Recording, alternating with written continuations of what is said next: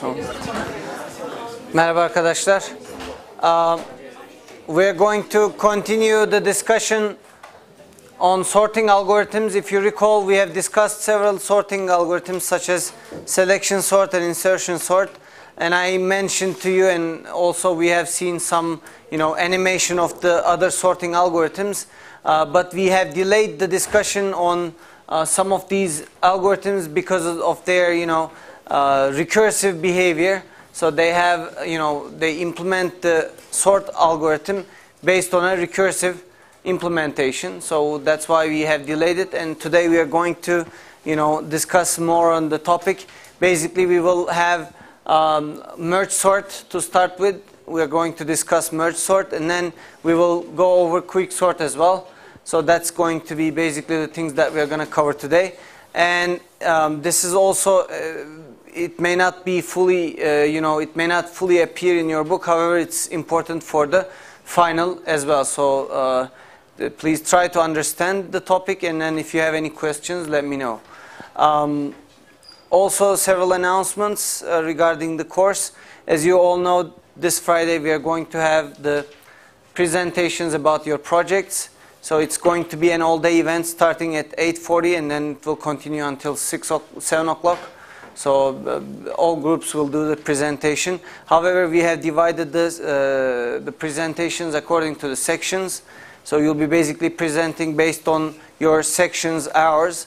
And I checked with your schedule, so you shouldn't have any classes during that time. And there won't be any classes or labs on Friday as well. So if you have a CS 102 class or a lab, that is going to be basically cancelled. And we will do all-day presentations. And if I just open up the web page,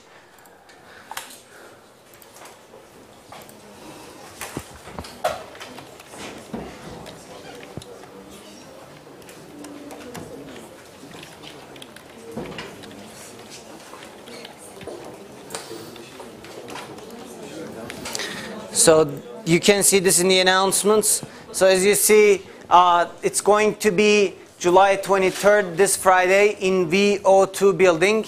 So it's a big classroom basically. And we're going to have section 1 and 4 at 8:40 to 12:40. Section 2 will be 12:40 to 3:40 p.m. And then you have section 3, 3:40 p.m. to 6:40 p.m. And this is based on your, sections, so you will be presenting in section 2 during that hours.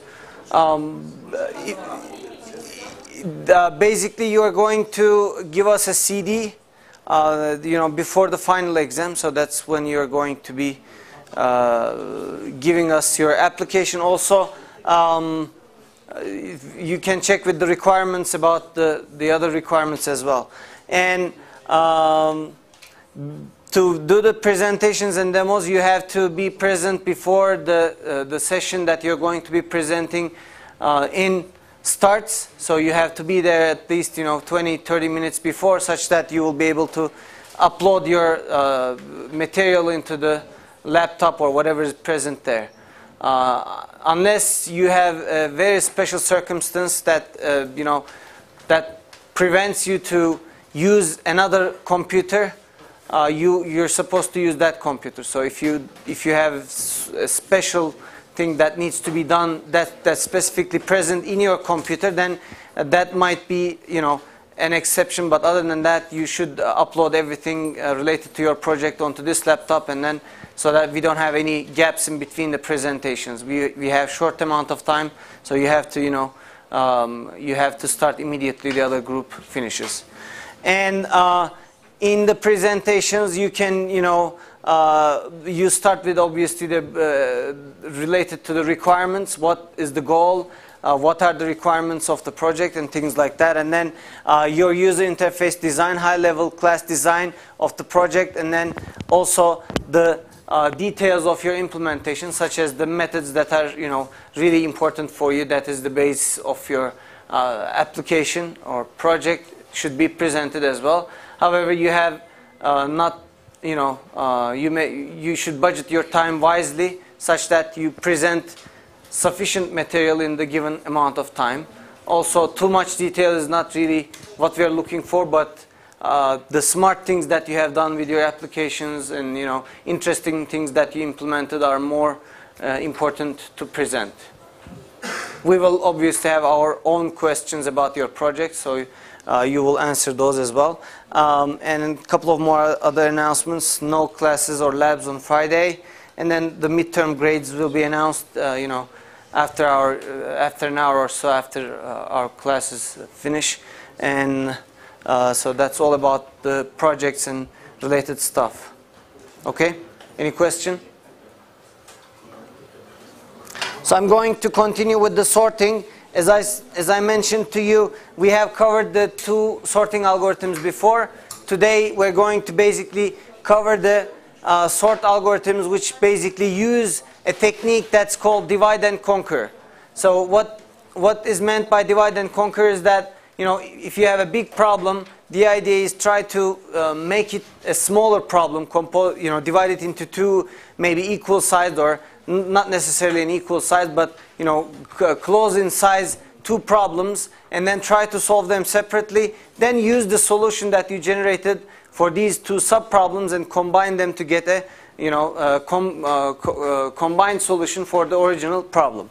So basically you divide it into smaller instances, solve the smaller pieces, and then obtain a solution using the combined two sub-problem. Here you have a problem of size n. One way to do is sub-problem 1, which is the half of the size of the original problem, size n over 2, and then you have another problem, sub-problem, size n over 2, and you get the solution and then combine this to get a final result for your problem. So this is basically used in merge sort and quick sort. That's what we are going to cover today. And then also this is available with the tree traversals or binary search. In tree traversals, what we mean by is that, let's say you have a problem that is composed of traversing a tree. If you recall, we will see how this tree can be implemented in Java as well, but at the moment let's discuss this in graphical concepts. So let's say you have a tree structure that's composed of a binary tree where you have, from each node you have a left child and a right child, right? So each node will have two children, left and right. And basically when you want to traverse this tree starting from the root, right? The idea is that you can traverse this tree by two sub-problems, such that this is the first subtree and then this is the second subtree. If you traverse this subtree with root 1 and then root 2, then you will be able to traverse the whole tree by combining this node and then whatever is being traversed from root 1 and whatever has been traversed from root 2. In a similar fashion, every time you go on to traversal, you basically divide the problem into two halves and then you traverse for this node. This and this would be the two children that you're going to use for traversal. So basically, again, every time the problem gets smaller and smaller until you reach the leaves of the tree. So once you reach the leaves of the tree, if there is no child at all, then you will basically stop your recursion. So that's, divide and conquer example. And also binary search. If you remember, binary search works on a sorted array, right? In binary search, if you remember, we have the data sorted already, and then you just try to find an element in a given array or in a given structure. This could be also a tree. For example, let's say I'd like to use a tree in a binary search. That's one way also to represent the binary search. So you have the nodes. You have the nodes, the root is going to indicate whether the new element is going to be greater than or less. If it is less, you will put it on the left subtree. If it is bigger, you will put it on the right subtree, right? So let's say I have in my root as 10. All the elements that are smaller than 10 will come to the left subtree, let's say 6, and then onto the left you have 3 here. Since it's on the right subtree, you will have 8, let's say. And then here again you will have bigger numbers than 10 because of the root, and you have a number here that is greater than the 10 but less than 14, which could be 12, and then let's say you have 16 here. So basically, if I'm searching for let's say 8, what am I going to do is that I will start with the root and compare my value with 10, and if it is, since I'm looking for 8, is it present in the tree, I will basically check with the root. If it is equal, I'll return yes, wherever the position is. Otherwise, I will just search for the left part, right? So 8 must be on the left part because it's smaller than 10. So I'll go here, I'll check with this one. I compare 8 with 6. Since it's greater than 6 and it's not equal to 6, it must be on the right subtree. And then finally, I will find this by searching the tree using a binary search technique. So basically, at every step, what you do is that based on the decision, you create a smaller problem. Here, in the original problem, you're looking for the whole tree, but in the sub-problem, you're basically checking for the smaller subtree, and every time you divide it into, into a smaller piece as you go into the lower levels of the search. Okay. So divide and conquer again is used in merge sort and quick sort. When you look into the merge sort, basically the algorithm tells you that, hey, first split the array into 2 equal, possibly equal. If you have odd number of elements, obviously you won't be able to divide it into 2 equal halves. But if it is even, you'd like to divide it into 2 halves that are, B1 to n over 2 and then C1 n over 2. Obviously in Java, you will start with elements 0 to n minus 1 and so on. So this is the basic algorithm that is, in pseudocode, not actual code, right? So it's in pseudocode. So based on this divided near sub-arrays, you sort array B and array C. And once they are sorted, you're going to basically merge them to generate the final result for your sort. So if you look into the implementation, let's say you have the first index here and then the last index indicated by the last variable. You get the midpoint by getting the floor of the first plus last divided by 2, and you get the floor indicating whatever is the medium point of the whole thing. And then next thing what you do, you recursively merge sort the first part of the array and then merge sort the second part. And once you get the sorted arrays, again this part is done recursively. Once you get those, the next step is merge these into the sorted result at the end. So if you look into the implementation, let's say you're given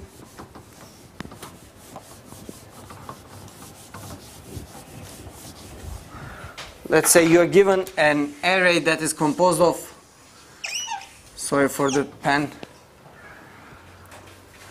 6, 4, 1, 3, 5, 7, and then 8. So let's say I'd like to sort this based on the merge sort algorithm. So what you are going to do is basically, first you're going to divide each piece into 2 equal halves. Since it's 8, you can divide it equally. So what basically you're going to do is that you will sort this part, and then I should add one more. Let's say, what's missing? 2. Okay. So I will sort this part and then I will sort this part in a recursive fashion. Then what I would do is that I will divide this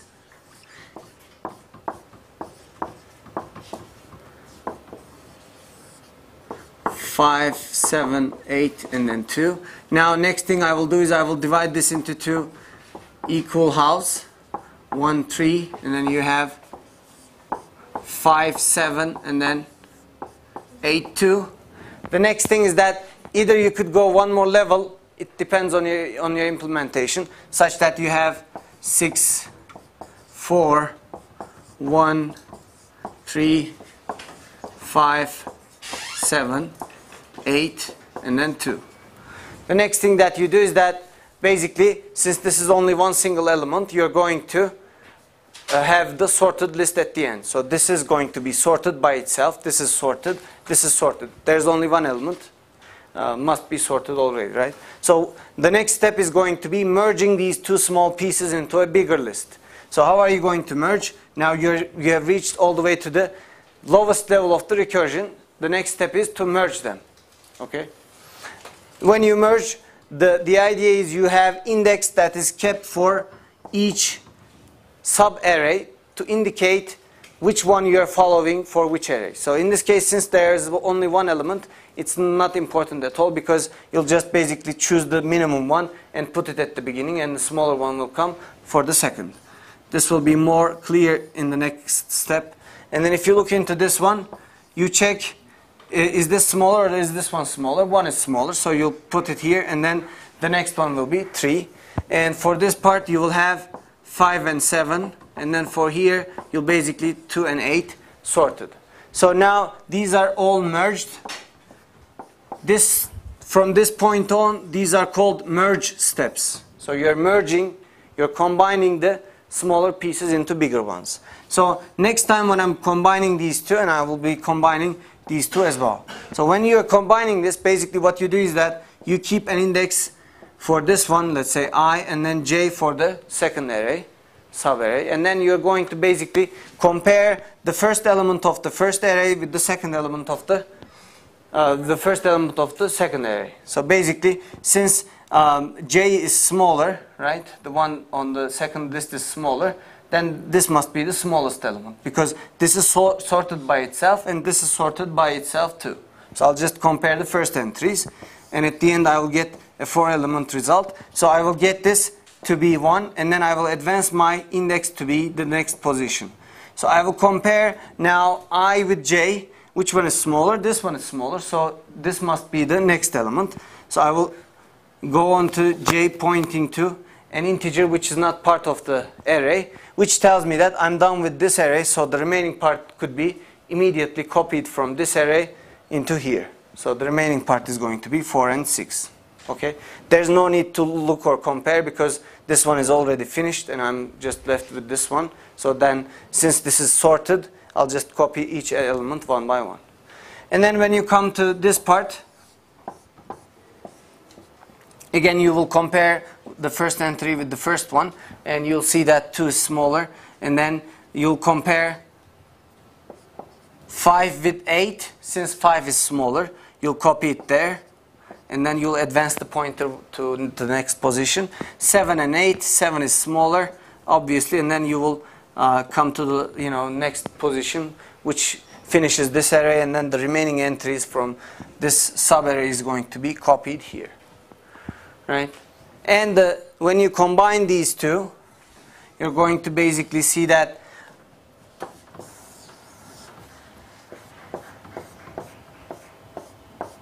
so you will have I pointing here and then J pointing here. You'll see that 1 is smaller than 2, so you'll copy 1 here and then advance I by 1. Now I points to here. You compare this element, the one that is pointed by I with the J.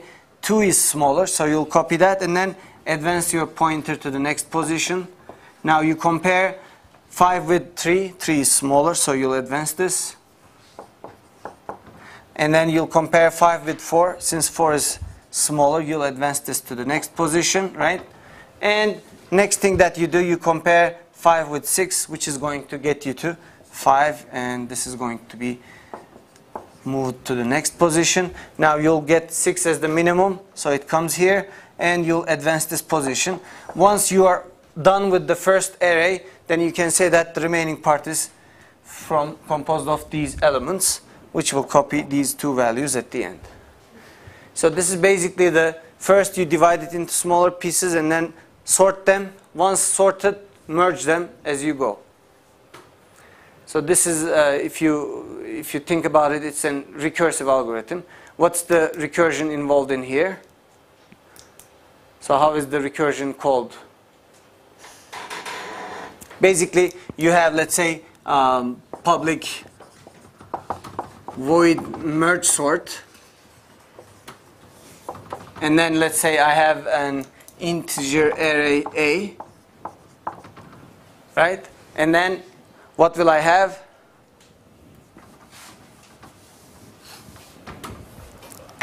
let's say I have the starting index and then index that ends my merge sort, right? What am I going to do within the implementation? So I will basically call my merge sort twice, right? So I will basically call merge sort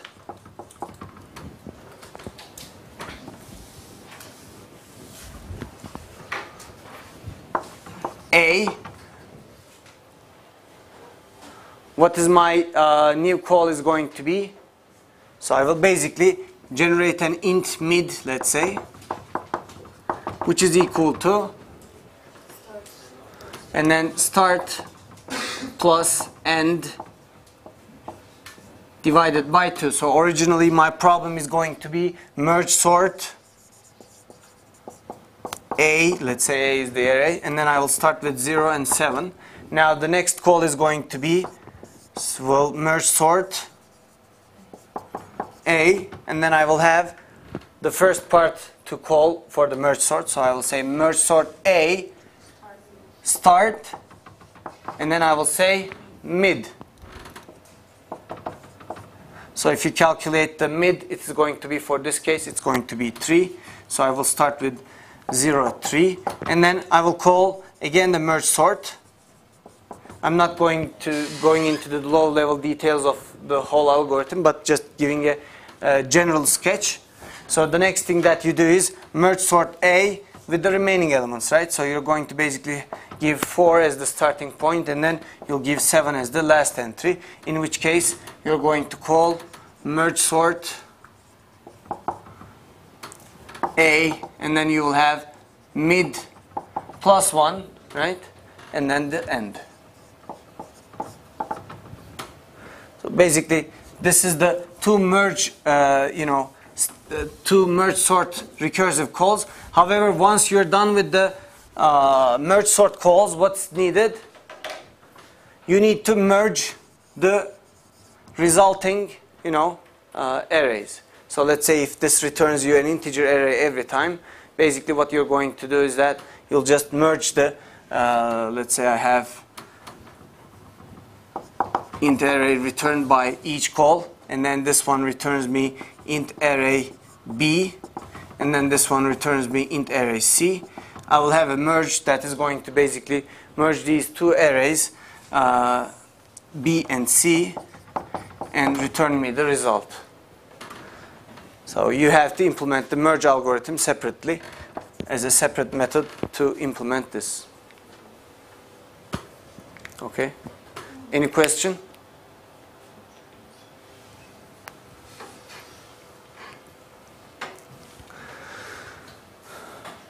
So this is the merge step is indicated here on the slide. If you look into here, you see that compare the first elements in the remaining unprocessed portions of the arrays. Copy the smaller of the two into A while incrementing the index indicating the unprocessed portion of that array. So every time you modify the index which has been copied into the main returned result. Once all the elements in one of the arrays are processed, copy the remaining unprocessed elements from the other array into A. So if you're done with one of the sub arrays, you just copy the remaining part into the result. So this is same exactly as I mentioned to you. So if first is less than last, so you're basically still in the bounds check. So you still have not finished all the elements. When is this going to stop? How does the recursion stop basically? Whenever first and last are equal, right? So it means you have only one element left. So once you have one element left, this is going to stop execution, because every time you generate the mid element and then call it with E first and mid. So if I have first and last, they're both equal to the same element, then it's not going to be basically called, because you have only one element left there. And if you look into here, as you see, merge sort E, so you're sorting the same array, starting from first to mid, and then also merge sort E mid plus 1 last, So you sort the second part of the array and then merge these two, first, mid, and last, as the final step for the merging procedure. Okay? So let me show you this animation to make it more visual again.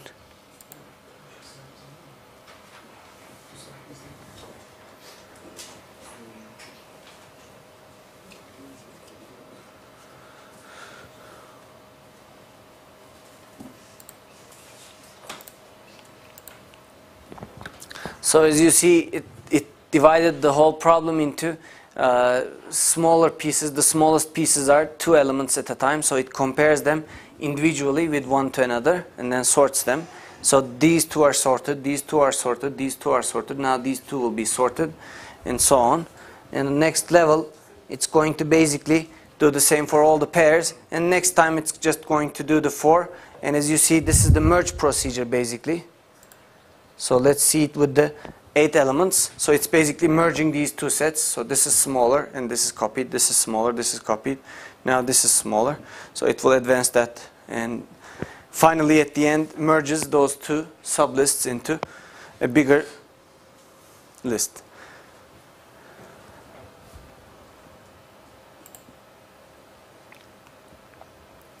There are 2 parameters actually which will be more important with the quicksort. I just want to bring your attention here. If you look into the comparisons, it indicates how many comparisons you make in the total, and then copies indicates how many memory references have been copied from one location to the other one. These are 2 important metrics. This is going to basically increase the number of cycles, number of time it takes for the processor to execute the whole thing. This is going to, however, affect the memory behavior. So you will have more memory problems with if you have more copying operations. Okay, so these 2 metrics are both important. You would like to have both of them as low as possible.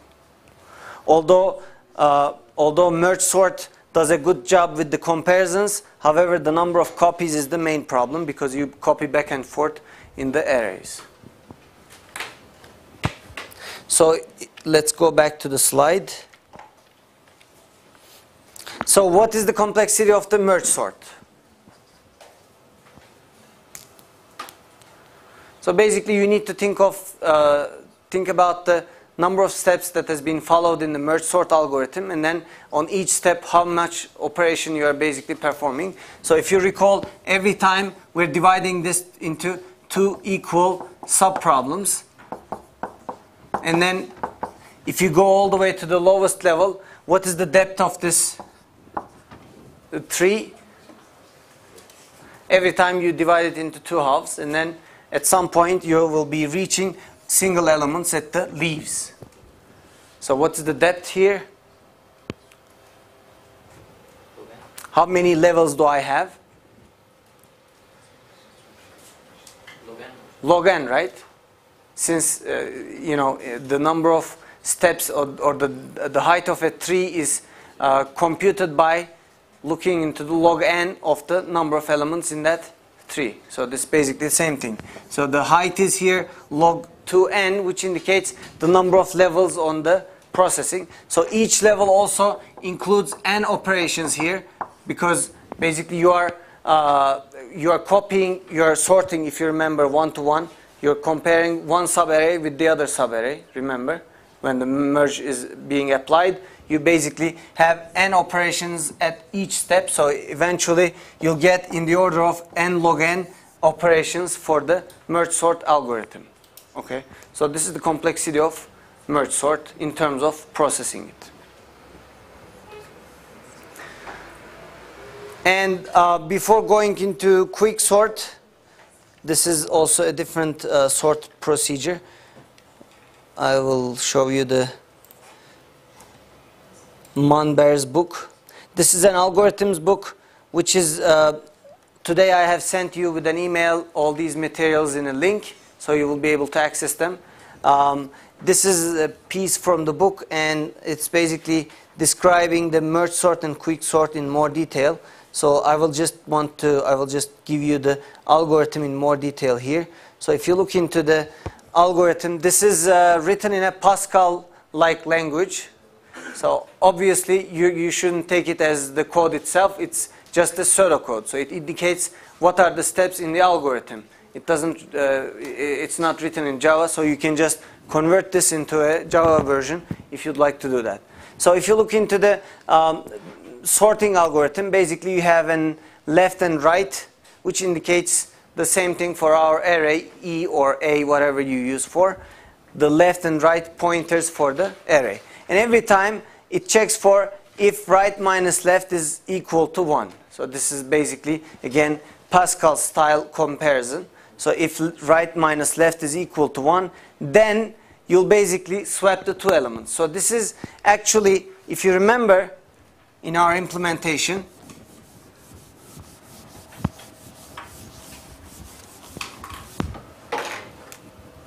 if your sort is, let's say, 2, 5, 6, and then 3, what you do is that you basically divide it into two halves, right? You have 2, 5, and then 6, 3.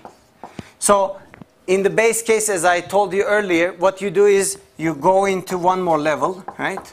You have 2 and 5. However, this algorithm avoids that. It doesn't go all the way to this level because it knows that, hey, if right minus left is equal to 1, then you must have two elements, right? If you have two elements, you don't need to go into this level, this further level, and you can just do it by comparing these two elements. And if this is not smaller, then you'll just swap. So this is what is done. If right minus left is equal to 1, if there are only two elements, then compare x left with x right. If x left is greater than x right, swap them. Otherwise, leave them as it is. As in this case, it is going to be left as it is because this one is smaller, this one is bigger, so no need to swap. However, for this pair, you're going to have x left that is bigger than x right, so you'll just perform a swap. Okay? So this is, in terms of performance, a better solution because you're not creating even further method calls for just one element. Okay? This is the stopping condition. If right minus left is equal to 1, if you have only two elements to compare, then just pick the order and run it in that way. If right minus left is equal to 1, and if x left is greater than x right, swap them. Otherwise, just leave them as it is. And then the next thing that they do is they generate the middle element by using the ceiling function here. So you get left plus right divided by 2 and then ceiling. It doesn't matter. You can choose either ways, so that's okay. And they're choosing the ceiling, and then they call the same method with msort left middle minus 1, so the first half, and then msort middle right, so the second half of the whole array is going to be sorted based on that. Now, once these are sorted, the merge sequence comes. This is where it is kind of more important to write the code. So you have basically the two indices that is indicating the left and right elements. So in which case you start with, let's say this is the sorted sequence. You have I pointing here and then J pointing here. So I is equal to left, J is equal to middle. So you have the middle element. In this case, since it's the ceiling, middle is going to be shown by J. And K is equal to 0. So basically what you're going to do is that you'll merge these two into a new array, and then K indicates the position where the new element is going to go in. So you have K equals 0, and then while I is less than middle minus 1, so while I'm in the boundaries of my first array, and then while J is less than right, so that it is still in the boundaries, right is shown here, right? This is right, and then this is left. And this is middle. So if J is less than or equal to right, then you're in the range of this array, so you can continue. If xi is less than xj, if this one is smaller than this one, then I'm going to temp k equals xi. So I'm going to, whichever is smaller, I'll get this 2 here. Otherwise, if it wasn't the case, I will get temp k as xj. Otherwise, I would have got this one instead of this. Okay, so this is the merge procedure. you select whichever is smaller. And then update your I or j according to that. So if this is smaller, I will update my I to be this one. And then I will do the same over again until, you know, I'm done with some portion of the array. Either one of the arrays, actually. The next time I will again compare 5 with 3. So basically you'll do the same comparison. Xi with xj. Since this is smaller, you'll need to get that, right? And then once you get that, temp k equals xj, you'll increment your j by 1 to get the new j value. And then you'll do it again. If xi is less than xj, you're going to basically get 5 there, and then update your I to be the next position. In which case, you know, you have exhausted all conditions. I is no longer less than middle minus 1, less than or equal to. It's now equal to middle, right? So in which case, it is going to basically stop the while loop, and then it will come to this if statement. Again, this is the implementation for the Pascal-like language, so it's not exactly the while loop that you know for Java course. And then the last part, basically, what does the last part is basically checking for the remaining part. If you have a remaining array here, which is only one element, you'll just copy that. So it copies that part. X right minus t is equal to x middle minus 1 minus t. So it copies all the remaining elements to the last positions that's left there. Okay. So basically, you have at the top, you get the middle point, you call the sorts recursively, and then merge the remaining part by using this kind of implementation. So if you look into this example, this is a merge sort example, as you see. So basically, this is all given. How are you going to search this? Basically, you're going to recursively divide it into two halves. So this is going to be the first half, and then this is going to be the second half. However, you're not going to start for the second half until you are finished with the whole first half, right? So that's why you see all circles are here in the first part of the array. So basically, you call this sort with 8, and then this calls with sort 4, this calls with sort 2, and so on. So basically, you go into the lowest level with 2 and 6. So now these are sorted. Then next piece is going to be 5 and 8, which is sorted here. And now you have all of them sorted, 2, 5, 6, and 8.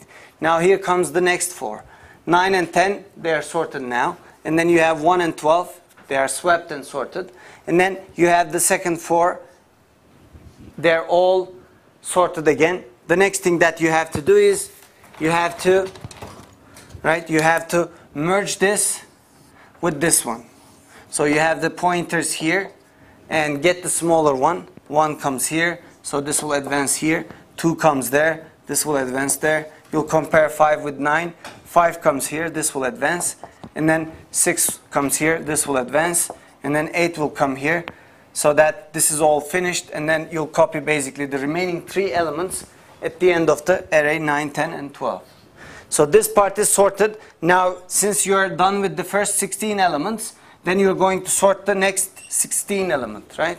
So to do that, you do the same thing again. You start with dividing it into smaller problems until you reach the 2 smallest elements. You get these, you sort them, you sort these 2, and then you sort these 2 elements.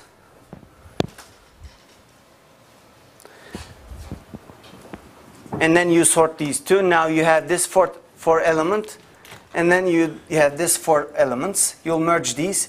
These are merged here. And the next thing that you have to do is merge the 8 elements, which are the 8 elements which are shown here, right, with the elements that are shown here. So again, you will have your indices pointing for the minimum elements, the current minimum elements on each array, and you will copy each element from the correct location to get it sorted. Okay. Any question? So you should be able to sort a given set of elements. If you're, let's say, given 8 elements sorted using a merge sort, you should be able to sort them by applying this algorithm. Okay.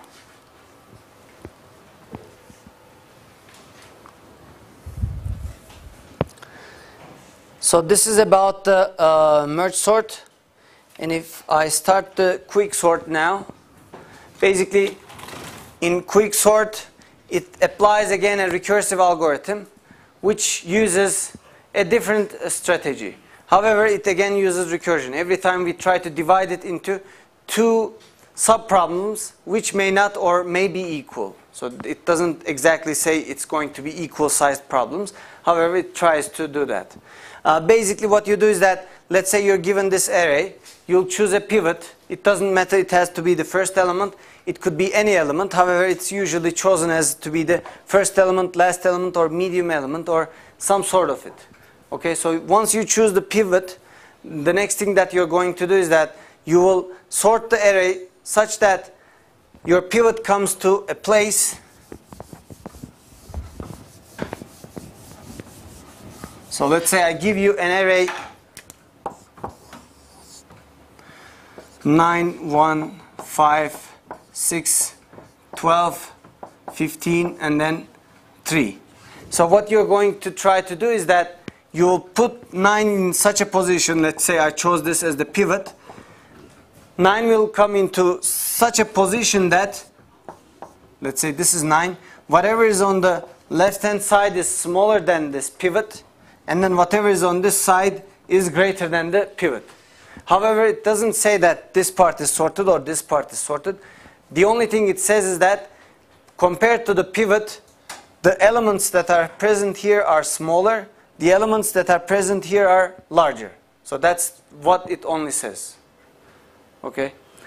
As you go, however, if you know that this is its final position, this is where 9 needs to be in the final sorted array, then you can redo the quick sort on this part and on this part separately. So you will choose a separate pivot. Let's say your new pivot here is going to be 5. Then it will come to its final position 5, and then this part, this is where 5 needs to be. These are greater than 5, these are smaller than 5. Now you have found the 5's final position too. And as you go recursively in this fashion, you will find all the elements' final positions in the array. Right? So that's the idea of the quick sort. And pivot selection is one of the key facts in quick sort implementation. So if you consider the recursive implementation, so let me open up this.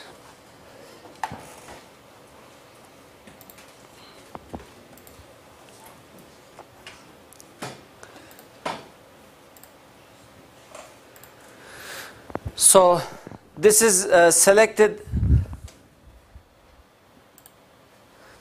This is selected as the pivot, and then as you see, all elements are swapped according to this element. So this is your pivot now. You compare, this is bigger, so it goes on to the right hand side. This goes on to left because it's smaller. I will explain the logic behind these moves. We will go into the implementation, but the idea is now this is its final position for the 14th element. And then I go with this. This is your new pivot, and then you compare and find the final position of this element. And then as you go, you perform the swap operations. As you see, your rectangle gets smaller and smaller. The point where this needs to go in is going to be a really tight, small space that this is going to go. And as you see, this is its final position as well. Now you try to do the quick sort on this part as well and find the final position for this. So that's going to go in here, and you'll do the quick sort for this. Since it's only element, it's going to be final. You'll go for this part too, and you'll find the final position of this, which will be there, and you'll do the remaining thing for these two. And then once those are done, obviously the remaining recursive call, the quick sort's recursive call for this part is going to be executed. Since this is pivot, it will do the same thing. Find its position,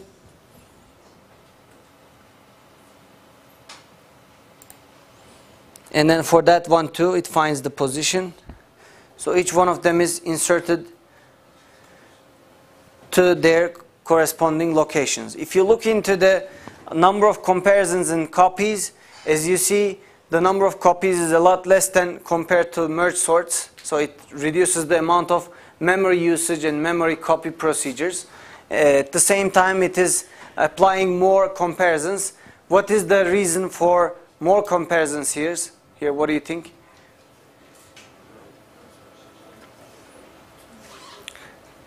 Both of them divide the problem into two subproblems. What's the difference? Exactly. In merge sort, you always divide it into two equal halves, which is the optimum case actually for this kind of implementation.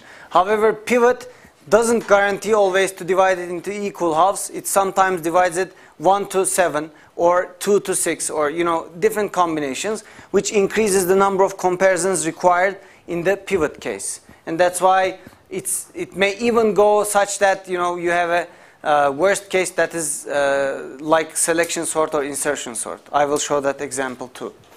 However, on the average, quicksort provides a good solution for both memory operations and also for the number of comparisons. As compared to if you compare this with the, let's say, selection sort, I'll just show you the number of comparisons with the selection sort.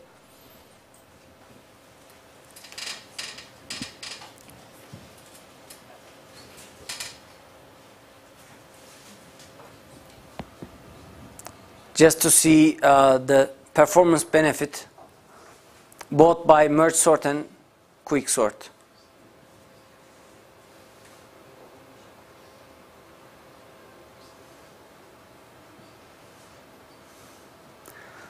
As you see, the number of comparisons is 120, which is a lot higher than what we have done with both merge sort and quicksort. So we will continue with quicksort after the break. Let's give a break now.